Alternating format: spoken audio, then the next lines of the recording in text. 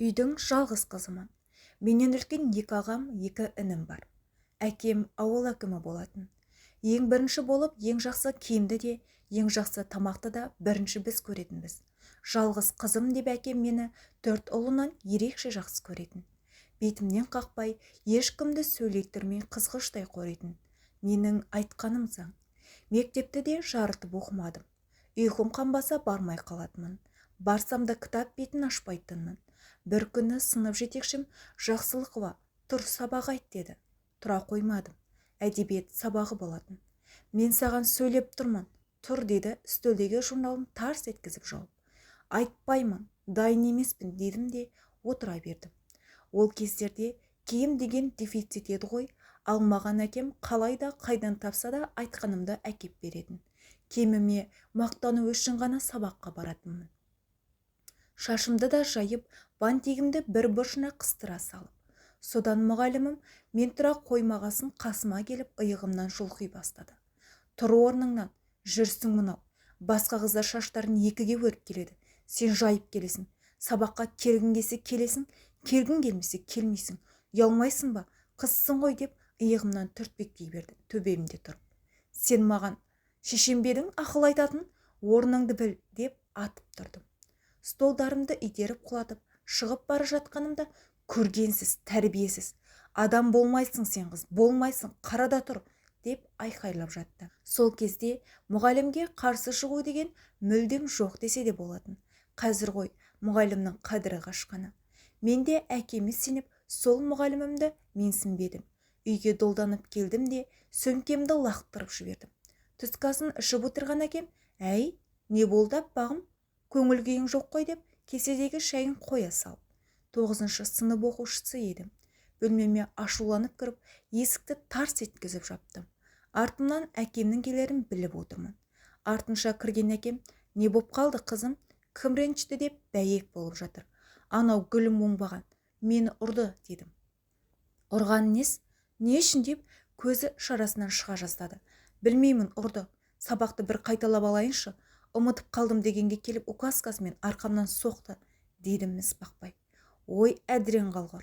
Менің қызымды ұратындай кім едің сен? Көзіне көкшыбын үймелетпесем бе сенің гүлім деп ашуланып әкем шығып кетті. Мен марқайып, өшімді алғаныма қуанып кереуетке шалқамнан құлай кеттім. Әкемнің қалай сыбағасын беріп жатқанын ойша елестетіп қоямын.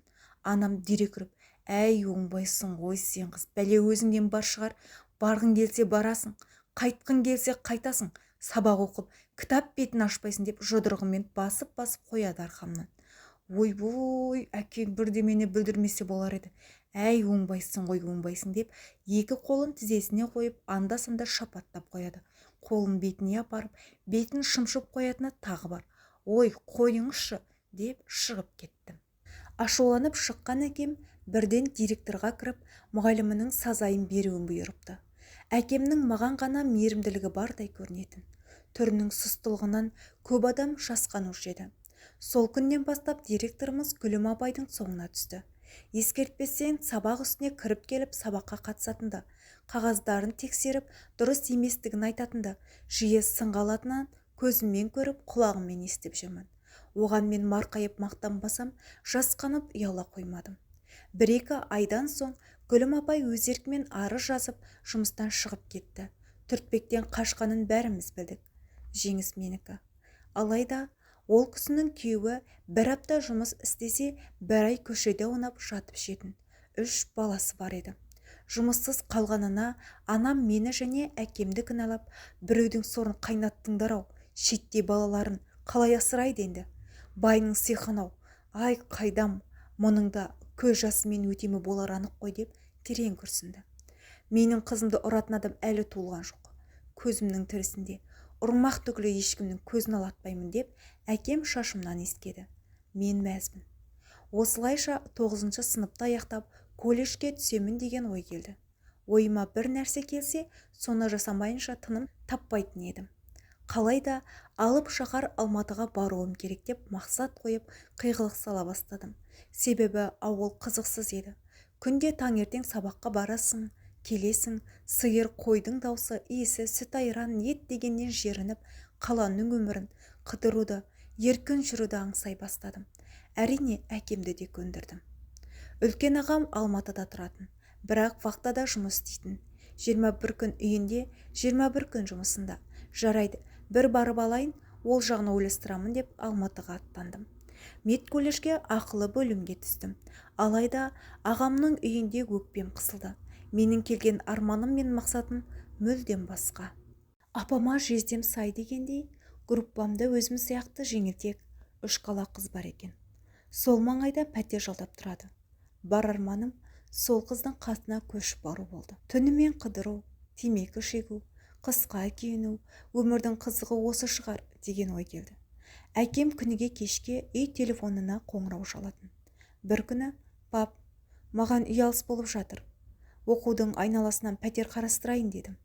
Жоқ, ешқашан олай ойлама. Туғаның ағың тұрып, пәтерде жүрмейсің деп қысқа қайырды. Ағам барда момақан қозыдай, үй тірлігін жасап бала қарап жүремін. Ағам жұмысына кете сала, сен маған ақыл үйретпе деп, жеңгемді жекіп, түнімен әлгі құрбыммен қыдырамыз. Темекіні де, ішімдікті де сол кездерде үйрендім. Жеңгеммен жиі шексіп қала бердім. Ағам келгенде сүтке тойған қозыдай айтқандарынан шықпаймын. Жеңгем мені басында ақылын айтып, сабырға шақырғанымен, кейін білгеніңді істе деп қолын бір сілтеп, маған бетіме де қарамайтын болды. Маған да керек осы. Ағама жеңгем менің үйде жүргенімді жақтырмайтын сияқты ма? Қалай? Деп ұрыстың ұшын бір бастап қойдым. Ағамның үйінен қалайда кетуім керек дедім. Жеңгемнен алакөз болуым да сол үшін. Ағама жеңгем мені жақтырмайтын сияқты дедім. Сол түні екеуі бөлмелерінде қатты ұрысты. Ұрыстың себебі мен әрине. Естіп жатырмын. Сен неге менің жалғыз қарындасымды жақтырмайсың? Үйде жүргені саған салмақ болып жатыр ма? Не қабағым бір ашылмайды, деп ағам шықты. Этаждағы үйлердің даусы басқа бөлмеде отырса да, дәл қасыңдағыдай естіледі екен. Кім жақтырмай жатыр? Жүр ғой, деп қысқа қайырды. Әп бәрекелді. Ұрыс ара ушықса ғой деп тілеп жатырмын. Жоқ, қабағың үнемі қатулы. Өлсең өліп кет. Жалғыз қарындасым жүреді осы үйде. Оқуын бітіргенше дейді. Жүре берсін. Мен бірдеңе дедім басаған, дейді жеңгем. Ойпырмай, неткен сабырлы адам, сөйлесей бірдеңе деп. Мені жаманда, деймін іштей. Енді тағы да сол қызға қабақ шытқаныңды көрмейтін болайын деді де нүкте қойылды. Ой, деп ұйқыға кеттім. Таңертең жеңгем сол байығы қабағын шытып жүр. Ағам жоқта әбден намысына тигенім бар. Шытпай қайтсын. Ағамның көзінше өтірік бәйек болып отырмын. Жеңге, сіз отыра беріңіз, өзім әкелем, деймін. Асханадан бірдеме әкелу керек болса. Біраздан соң екі баланы аулаға барып ойнатайын дедім. Жоқ, керек жоқ, деді қатқыл үнмен. Мұның алдында алып шығып, достарым келгенде тастап кетіп қалған. Кеш қарайып қалған еді. Үйге кіргізіп кетпейсің бе? Деп бір ұрысқанымыз бар. Ағам әңгімеге жағаласты. Неге шықпайды? Шығар. Осы сенің арманың не, Гүлнәз? Деді ағам. Ешқандай арманым жоқ. Менен емес, 200-ді қарындасыңнан сұра, деп орнынан тұра бергені сол еді. Ағам шапалақпен бетінен салып жіберді. Ох, маған керек осы. Ес, дедім ішімнен. Неге ұрасың мені? Өтірік емес. Сен жұмыста кезде күнімен ұйықтап, түнімен қаңғырады, ішіп шегіп келеді. Балдарды да ап шығып тастап кетті аулаға. Үлкен көшеге шығып кетсе қайтер едім? Көрші Любай келді. Мен үй тазалап жатқанмын. 200-ді бол. Сен келгенде басқа, сен жоқ жерде басқа, деп шырпы болып жатты. Өтірік айтады. Жақтырмасаңыз, баяғыдан айтпайсыз ба? Мен не істедім сізге? Аға, бұл өтірік айтады. Менің бұл үйде тұрғанымды қаламайды деп, өтірік жылап сықтай бастадым. Үлкен дауғаласып, ағам менің сөзімді сөйлеп, жеңгемді ұрып, жеңгем екі баласының киім-кешегін жинап кетіп қалды. Бұлай ушу болғаным қаламадым. Мені жақтырмайды, мен кетейін деп айтамын. Сосын әлгі құрбымның қасына көшіп бара саламын деген едім. Үлкен айғай шуға ұласып, ауылдан әке шешем келді. Мен сол баяғы бейкүнә періштенің рөлін сомдап, өтірік жылап сықтап отырмын. Әкем қатты шуланды. Жалғыз қызымды сидырмайтындай не көрінді? Өз қолдарын өз ауыздарыңа жетіп қалды ма? Бауырынан безіңдің бе?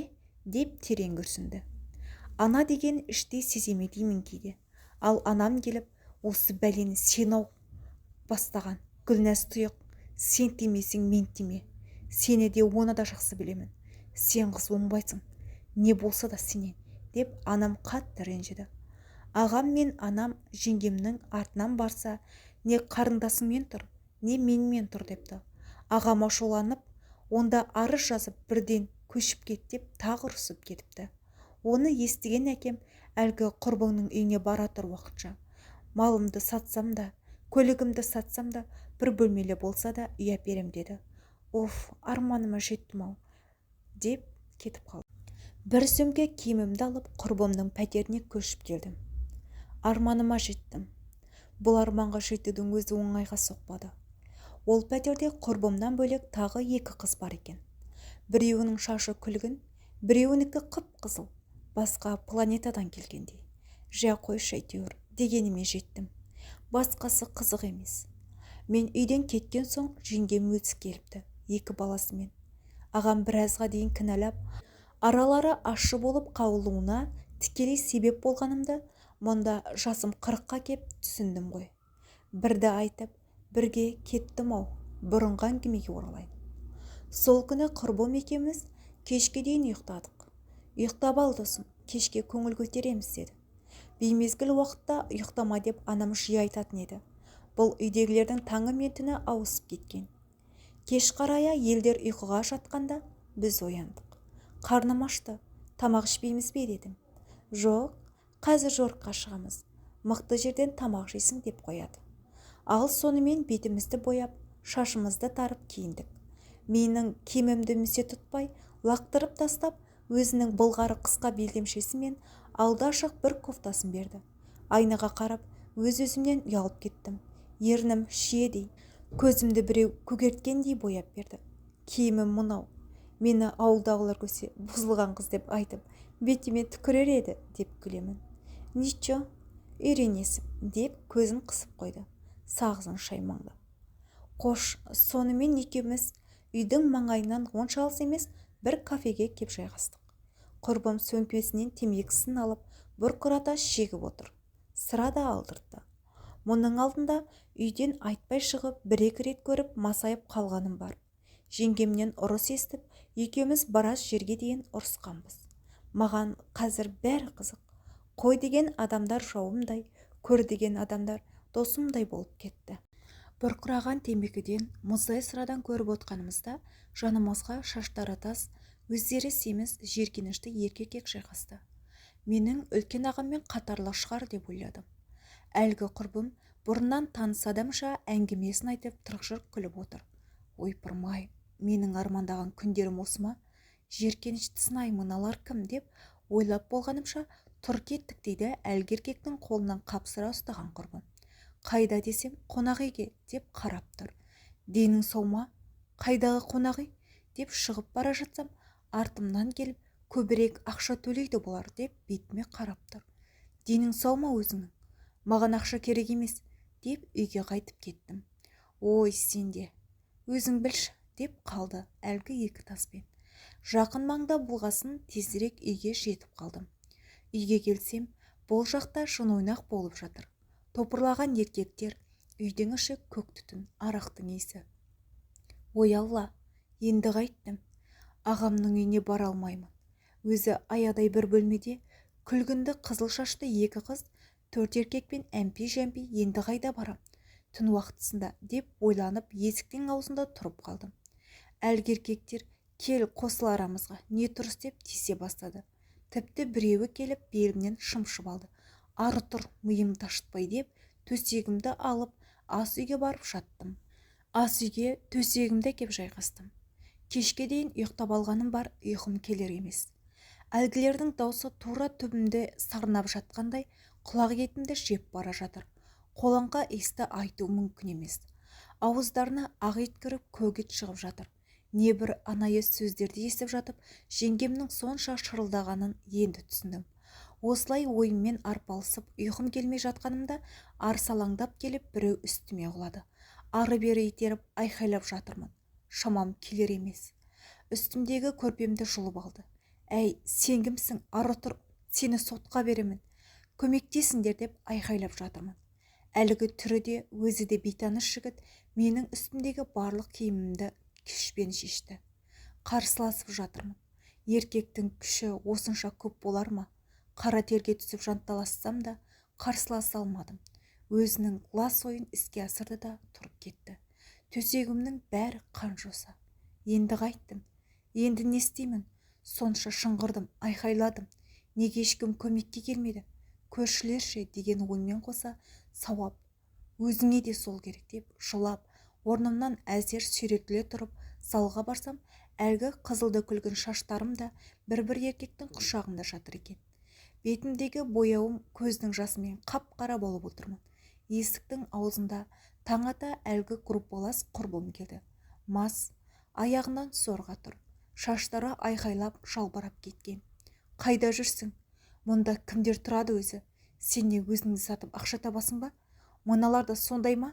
Мені біреу сорлады, танымаймын, қазір барсам да түрін білмеймін деп жылай бастағаным сол. Айттым саған. Жаңа ана жаққа бара салуың керек деді де бір кекіріп, ол да барып төсекке құлай кетті. Әлгі бөлмеде арақтың бөделкелері, темекінің тұтқылдары, жеген ішкендері жиналмай, әрқайсысы әр жерде аунап жатыр. Жөзекшелер үйі деген осы болады екен ғой. Мен осы үйге асықтым ба? Деп қатты өкіріп жыладым. Көршілер де бұлардан хабардар екен. Неше рет ошудан милиция шақырса да, олармен де келісіп қойған ба белгісіз. Ақша бере ме қайдам тиіспейді бұларға дегенін көрші әжейден естідім. Енді қалайда әкеме үйді тезірек алдыру керекпін. Ағамның үйіне бара алмаймын. Мына масқараны кімге айтамын? Бәріне кінәлі өзім. Кімге айтам бұл масқараны? Әкеме қалай айтам? Осы үйге асыққан өзім. Анам ше, ол бар бәле өзіңнен деп жеңгемнің сөзін сөйлеген. Мұны естісе де өзің жырпылдап бір жерін қышып барды деп айтудан тайынбайды. Әрқашан шындықты жақтайтын анам менің өзімді кінәлайтынына күмәнім жоқ.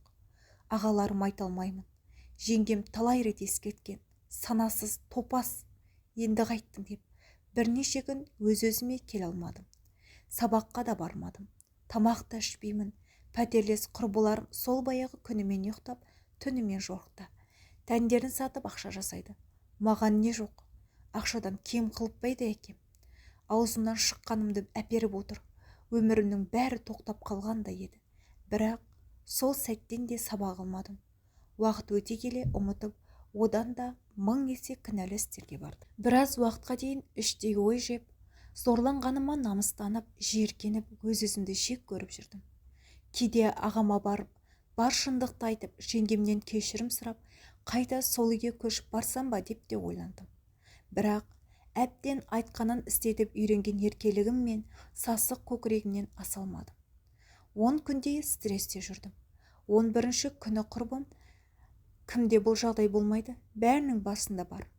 Тек жалғыз сен емессің ғой, деді. Жайлап еңсемді көтере бастадым. Жалғыз мен емеспін деген ойда мені марқайтып қойды. 15-ші күнге таяғанда пәтерлес құрбылармен қолтықтасып, қысқа белдемшелер киіп, көше жағалап шықтым. Олар ақшадан тарықса, менікі тек көңіл көтеру. Әйтпесе, әкем ештеңеден кем қылып жатқан жоқ. Осындайда анамның бір сөзі есіме түседі. Аттан қалма байталым, байталдан қалма сайқалым деген. Бірінші күнгі жорығымда кафеде отырып жас жігітпен таныстым. Түрі келіспеген, бірақ тілі сайрап тұр. Қасындағысы құрбыммен сөйлесіп отыр. Сол баяғы ішімдік, темекі. Әңгімеміз қыза бастады ма, өзіміз қыза бастадық па, жарқын күлкілер шыға бастады. Қолдары менің қысқа белдемшемде одан әрі тұрып, «Я қыздар, кеттік па пәтерге?» деді. Үндеместен ілесе бердім. Сасып кеткен бір бөлмелі үйге келдік. Бір бөлменің арғы басында құрбым, бергі жағында мен шаруамызды тындырдық. Ақысын алдық, үйге қайттық. Күніге осы жағдай қайталанып жатты. Бара-бара етім үйреніп, мен өзім іздейтін болдым. Өмірдің қызығы ішу шегу, еркек таңдамай ойны жасау секілді мен үшін. Құрбыларым үшін де солай. Үлкен еркектермен барған жерінде аман есен тамаққа да тойып, өзіңде тойып қайтасың. Жастармен барған жеріңде әбден итжелеп, құр сүлдеріңді сүйретіп қайтасың. Себебі қызуқанды болып тұрған олар ойларына келгенін жасап, артынан ұрып соғып білгендерін істеп кетеді. Бірде сақтансаң, бірде сақтанбайсың. Осылайша 6 айға жуық уақыттан соң аяғым ауыр екенін білдім. Кімнен екенін өзім де білмеймін. Енді қайттым. Күні түні әрбір истен лоқсып, құсып ит жерік болдым. Ауылдағы екінші ағамның әйелі тап осылай ауырып, анамның ит жерік деп тамағын иттің табағына пакетке салып әрі-бері аунатып жатқанын көрген едім. Құрбым, құтылу керек бұл баладан деді. Енді тумаймын ғой, ауылға қара бет болып. Әкем менің бетіме де қарамай таспен ұрып, ауылдан өзі қуып, менен бас тартар деді. Анадан мұнадан сұрастырып жүріп, бір дәрігер таптық. Ол кезде менің жасым 17-де ғана еді. Құрбымның сұрастыруымен бір дәрігерге келдік. Аяғым ауыр, баланы алдырғым келеді дедім. Әкесі қайда? Деді түрі сұсты келіншек көзілдіріктің астынан қарап. Алдап кетті. Үйленеміз деп алдапты, деді құрбым менің аузымды аштырмай жатып, өзі жауап беріп. Дәлізде күтіңдер, деді дәрігер. Сыртта отырғанымызда медбике келіп, аты жөнімді жазып алып кетті. Ол кезде құрбым су әкелемін деп кеткен. Менің ойымда ештеңе жоқ, аты жөнімді, оқу орнымды айтып қойдым. Ұзақ күттік, шамамен 1 сағатқа жуық. Жүрегім аузынан шығып кетердей қобалжып, әбден жүйткем тозды. Ішім бір нәрсені сезгендей, есікке жалтақтай бердім. Сезгендей ақ екен. Әлгі дәрігер, кәмелеттік жасқа толмаған жасөспірім қыз, аяғы ауыр, жігіті алдап тастап кетіпті. Сол жігітті жазалау керек деп полицияға қоңырау шалып үлгеріпті. Олар сұрастыра келе, мен оқитын колледжге хабарласыпты. Ол замандарда талап қатал еді ғой. Есік жаққа қарағаным сол, колледж директоры, кураторым, 2 милиция жігіт келе жатты. Құрбым маған ұрсып әліп. Біткен жеріміз осы деді. 2 милиция, куратор, колледж директоры жанымызға келді.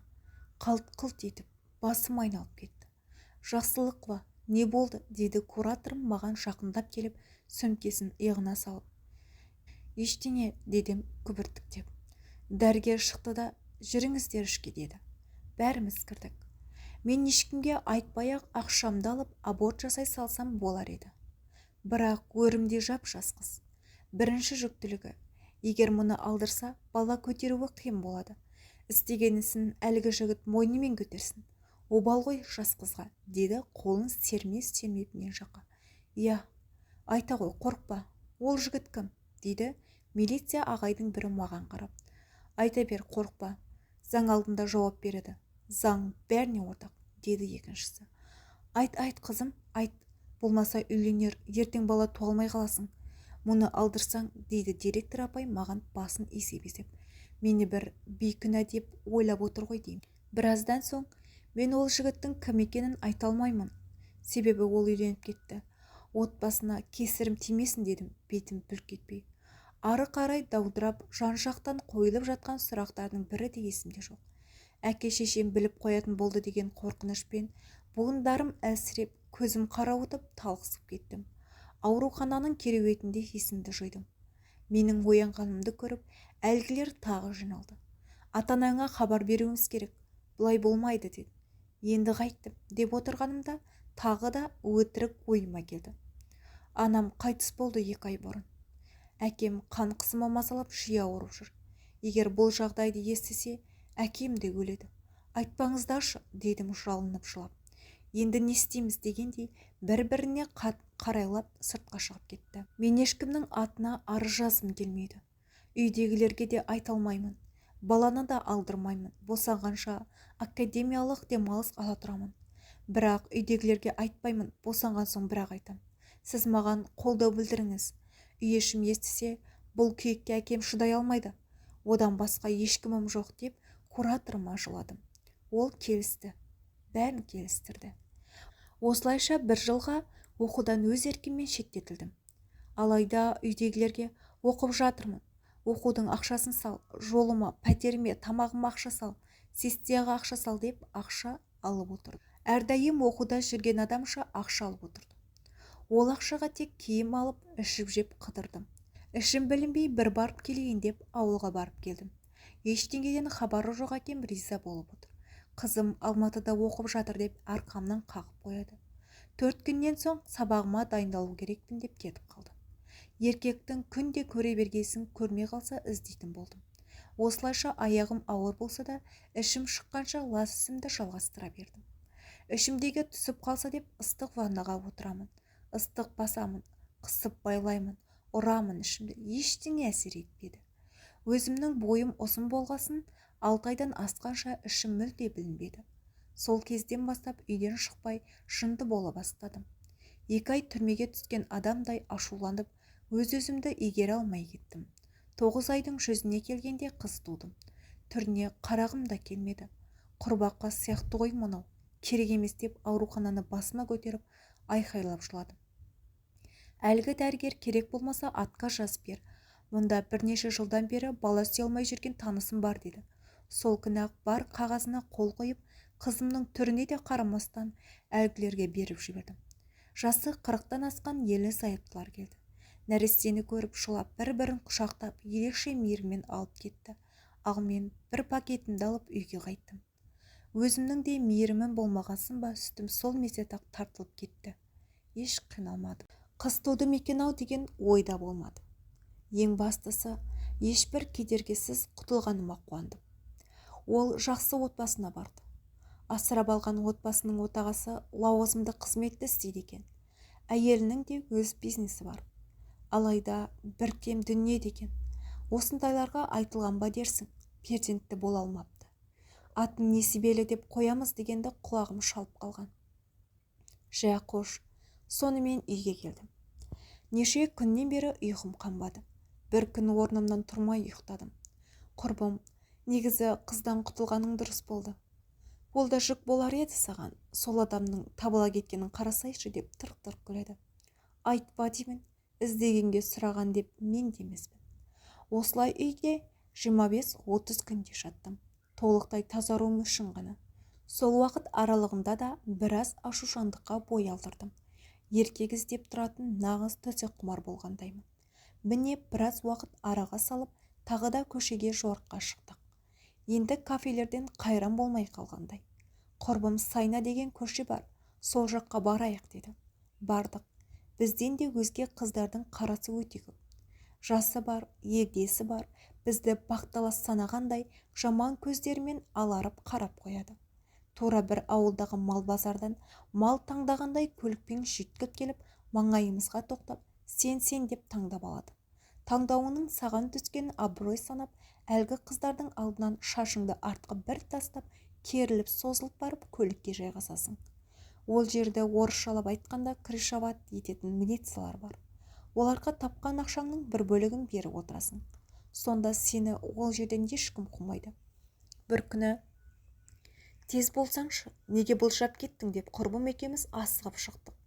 Сол күні аяғым тартпай, мең-зең күй кешіп, зорға бардым. Көп ұйықтағаннан ба басым ауырып тұр дедім. Анамның кеш қарая ұйықтама дейтіні де осы шығар. Ауырып тұрғаным дедім.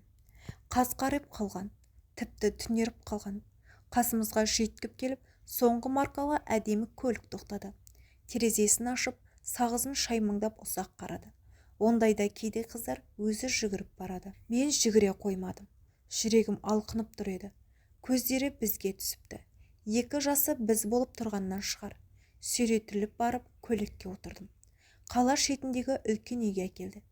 Әдетте мұндай жерге үлкен отырыстарды әкеледі. 4-5 жігітке бірден қызмет етесің. Ауырып тұрғанымда бұл болмадау деп ойладым. Аяғымның тартпағаны осы екен. Үшке келсем, екінші ағамның кластасы, менің де ағамдай болып кеткен ауылда саға отыр екен. Не істерімді білмей абдырап қалдым. Тіпті көзімнен ытқып-ытқып ыстық жас шықты. Ол да маған таңданып, таңғалған күйінде ұзақ қарады. Енді не болар екен дегендей, есіктің алдында ұзақ тұрып қалдым. Кірсеңші деп арқамнан біреу бір соқты. Шығып кетейін десем, тағы болмайды. Кірейін десем, тағы болмайды. Не істерімді білмей абдырап қалдым.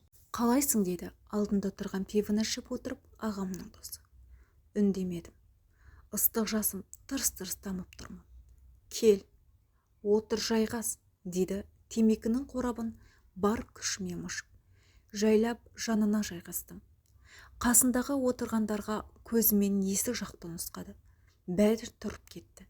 Бәрі деймін-ау, жаңағы бірге келген құрбым тағы 4 жігіт. Маған тесіле ұзақ қарады. Көзінің қарасы менің жүрегімді тесіп өтті. Жарқын білеме жүрісіңді. Үнсіздік. Білмейтін болар. Болса жер басып жүрмес едің, деді темекісін тұтатып. Иә, басыңа не күн туды? Тағы үнсіздік. Айт, не басыңа күн туды? Тәніңді саудалайтын деп, үстелді бір қойғанда селк ете қалдым. Сені көріп, мен жерге кіріп кете жаздадым. Білесің бе? Не мынау жүрісің? Не жетпейді саған? Неден кем өстің? Айт, деді шынтағымнан қатты қысып ұстап, сәл масайып қалғандай. Жылай бердім. Істеп жүрген ісіме сол сәтте қатты өкініппін. Мен сені туған қарымдасындай жақсы көремін. Жарқынды қатты сыйлаймын, деген ол темекінің тұтқылын езіп өшірді де мені сүйреп далаға шығарды. Құры кет, көзіме көрінбей, ұятсыз. Шошқадан не айырмашылығың қалды? Артық сөз айтқым келсе де, ағаңды сыйлап тұрмын деп сүйрелеп дарбазадан шығарып, есікті жаба бергені сол, қасындағы жігіттер жетіп келді. Брат, ты чё? Деді біреуі. Сонда ол пошолына, деді. Ол кетіп бара жатып, дарбазаны қатты соғып ашуын өтіндім. Ашпады. Ағатай, аға, үйдегілерге айтпашы. Жалынамын, айтпашы деп дарбаза алдында солқ түсіп жылай бастады. Құрбым қалды. Жаяулатып түн ортасы болса да, көше бойына шығып таксимен үйге қайттым. Түрөліктей, аяғымды санап басып, жоғарғы қабатқа әзер көтерілдім де төсегіме құлай кеттім. Тоқтаусыз жылап жатырмын. Бір ай үйден шықпай жаттым. Тым-тырыс. Әкем анда-санда қоңырау соғып, жағдайымды сұрап тұрады. Басқа ештеңе айтпады. Демек айтпаған. Көңілім орнына түскендей болып, қайта жұмысыма кірістім. Өкінгенім есімнен де шығып кетті. 1-2 аптадан соң інімнің өз-өзіне қол жұмсамақ болғанын естідім. Ести сала асығып, аптығып ауылға жетіп бардым. Ол кезде 10-шы сынып оқитын. Жас аралығымыз 1 жас 5 ай болатын. Не болды?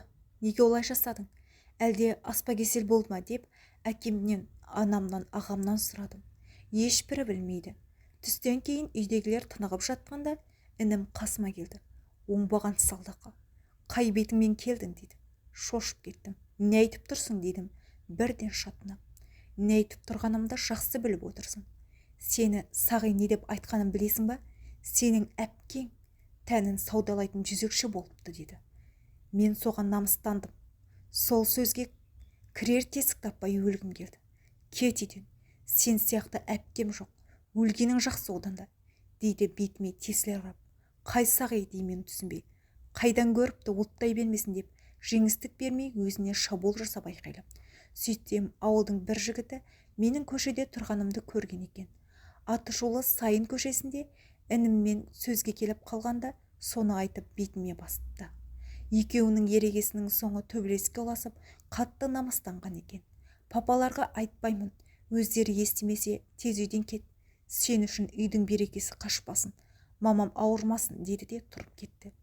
Дереу жиналып, үйдегілерге өтірік сылтау айтып шығып кеттім. Жол бойы жылап келемін. Сағи білсе, бүкіл ауыл білетін де кез келеді-ау.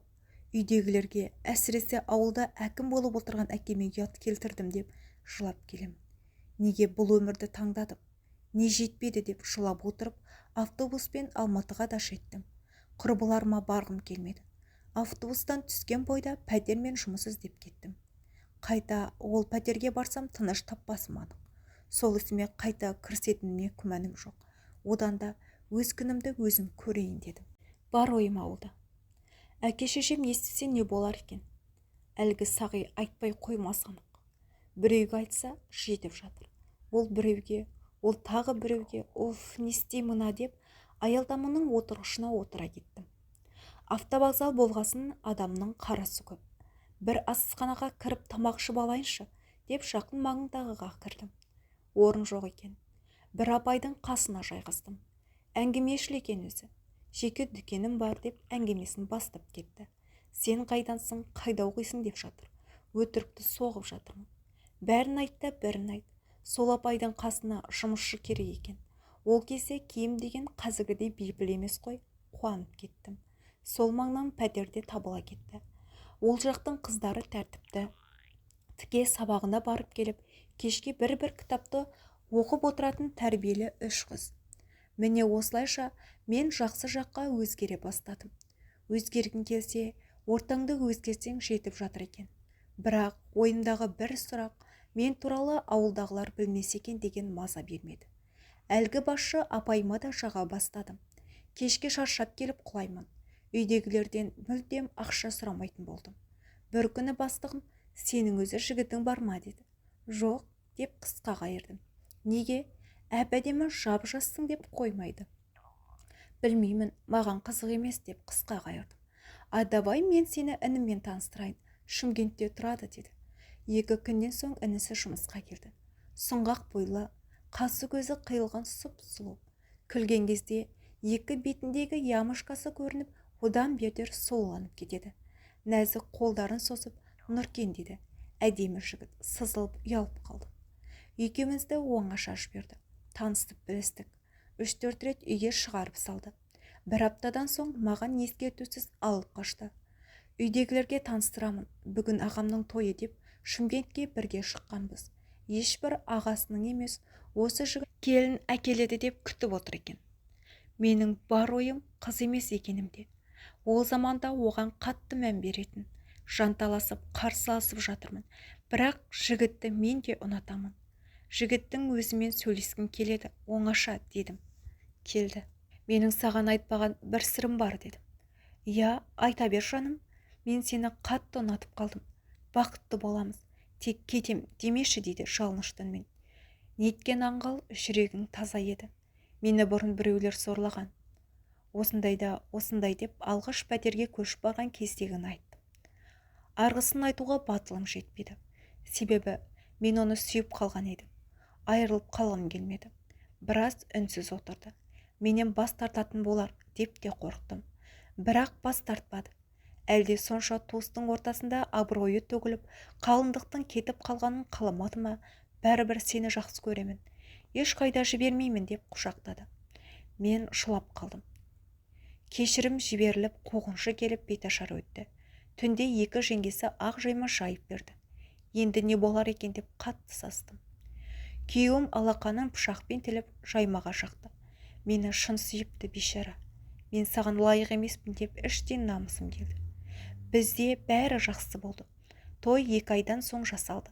Анасы науқастанып жатқанына байланысты. Той күні бұрын әскерде бірге болған дос келді. Жақсы танимын бұл жігітті.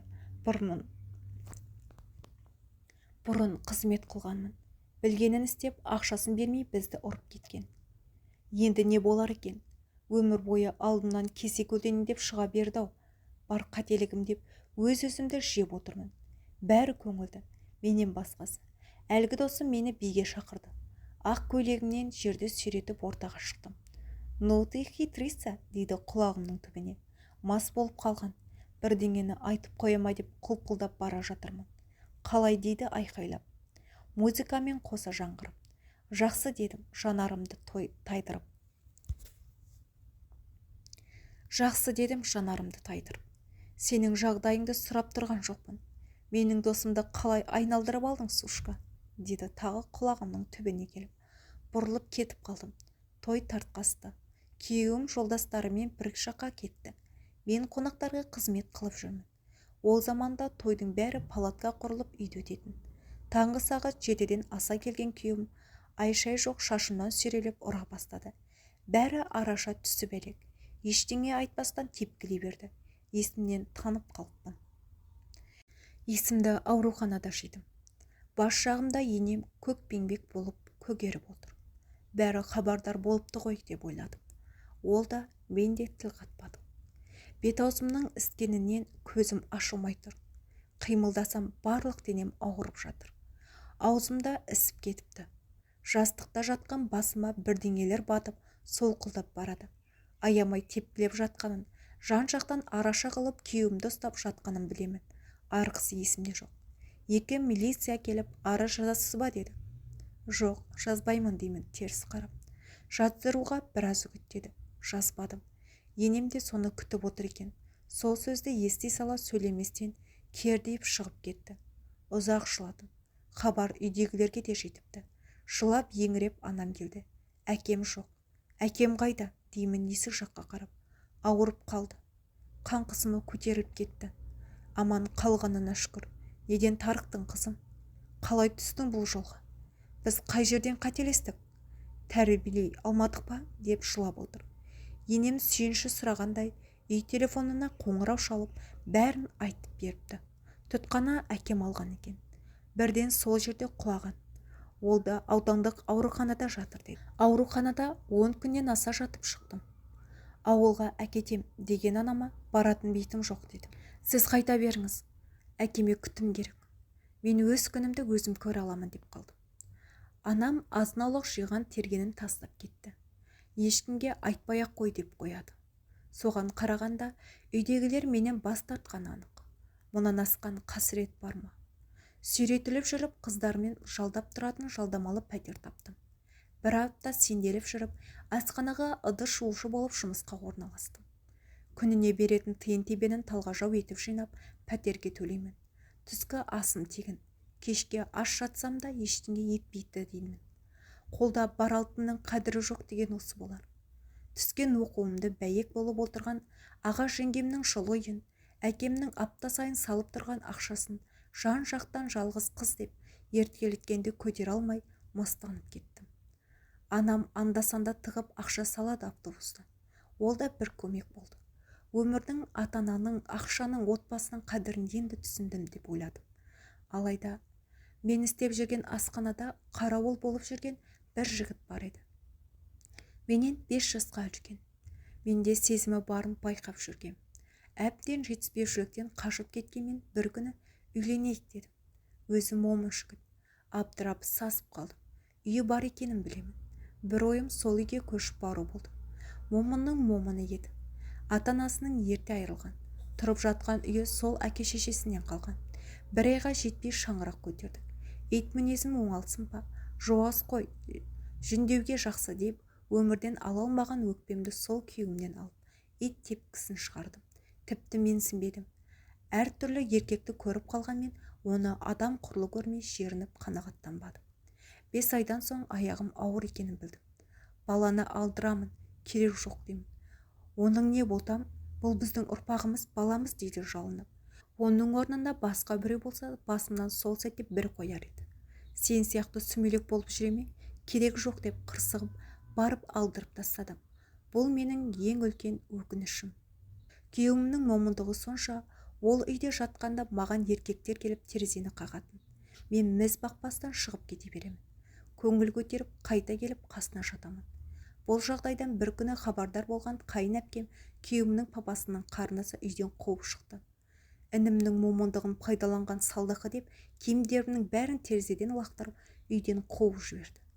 Бәз баяғы қалпыма түсіп көше жағалап кеттім. Бірақ бұрынғыдай емес, бетімнің әрі кетіп шаршап қалғанмын. Ақша табуым қиындады. Бір жылдан аса уақыт тәнімді саудалап жүріп, тағы бір еркекпен танысып, азаматтық некеге тұрдық. Аздап шегетіні де, ішетіні де бар, ол мені күнде таяқтайтын. Күнде. Құдайдың құтты күні. Ісімде бетіме салық қылып, күнде шашымнан сүйреп, допша домалататын. Кетемін десем, өлтіремін деп қорқытатын. Мен ол кезде асханаға ыдыс жуушы, еден жуушы болып жүріп, ақша тауып келемін. Менің бар тапқанымды ішіп жеп, өзімді кімнен болып келдің деп соққыға шығатын еді. Осылай қорлықпен бір жыл өмірім тағы өтті. Үйдегілермен хабарсыз кеткенім әлде қашан. Бәрі менен бас тартты.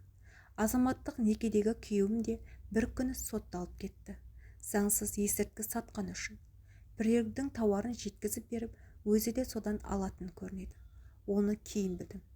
Әйтеуір не де болса құтылғаныма қуандым.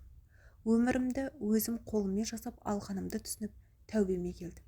Мешітке бардым, намазға жығылдым. Оңай емес. Жан дүнием қарсыласып жүріп, 2 жылға уақытқа өзімді жеңдім. Ауруханаға еден жуушы болып жұмысқа орналастым. Хиджаб кидім. 5 уақыт намаз оқыдым. Солай жүріп қазіргі күйеуіммен таныстым. Жақсы адам. Өткен өмірімнің бәрін қабылдады. Бұрын ажырасқан, бала көтере алмадым. Онымен қоса ауру таптым. Не ем жасасам да қонбай, жатырымды алып тастады. Жақында бір баланы асырап алдық. Жас өрім де қыз. Баладан құтылғанша асығып тұрды. Өткен өмірім есіме түсіп терең күрсіндім. Күйеуім мені тастап кетер ме екен деген қорқыныш санамды билеп алған. Тек соның айтқанын жасап, бәйек болып жүремін. Баламды да қатты жақсы көремін. Өз қаным, өз ішімнен шықпаса да қатты жақсы көремін.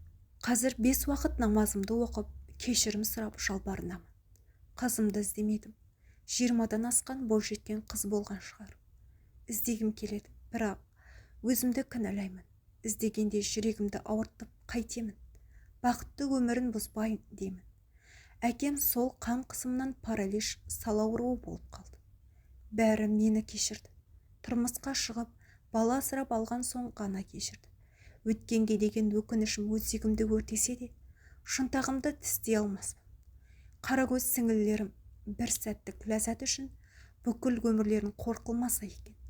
Орталарың жақсы болса, өздерің де жақсы боларсыңдар. Дос таңдаудан шатаспаңдар. Ақылмен шешіндер деп, қордаланған хикаямда ауыр болса да баяндап отырмын. Қыз баланың ары бәрінен де жоғары болсын. Шалыс қадамнан алыс болса екен. Менің қателігім өзгеге сабақ болар деп сөзін аяқтаған кейіпкер